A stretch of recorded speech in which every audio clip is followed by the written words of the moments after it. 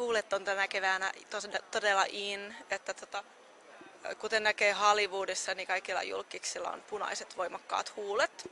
Ja meillä on uusi tämmöinen Avonin Chromapixel-teknologiaa sisältävä huulipuna Mega Impact.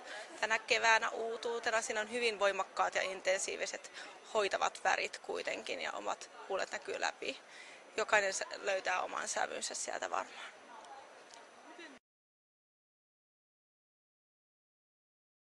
Häämeikkiä. Eli tietenkin täytyy löytää ne semmoiset omat sopivat tuotteet, että ja niitä pitää testata vähän etukäteen, ja löytää se oikeat sävyt itselleen.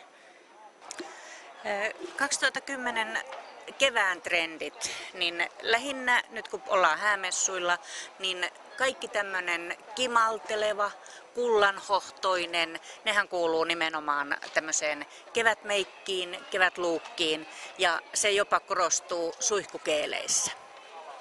Mutta sanotaan häämeikkejä. Oriflamehän on meikannut morsiumia jo vuosikymmeniä. Ja tämän kevään meikeistä meillä löytyy aivan uusimmat sävyt. Ne on hyvin maanläheisiä. Siinä on, niin kuin äsken sanoin, niin tuommoista kullanhohtoista, hiukan beessiä ja sitten harmaan eri sävyt. Harmaa on nyt poikkeuksellisen muodikas väri, kuten jo näimme tuolla muotinäytöksessä, että siellä oli harmaan hohtoisia morsiuspukujakin.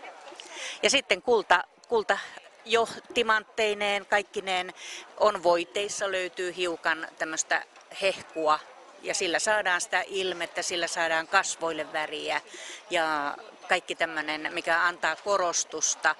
Korostetaan niitä kasvojen parhaimpia puolia, niin se tulee näillä hehkuväreillä.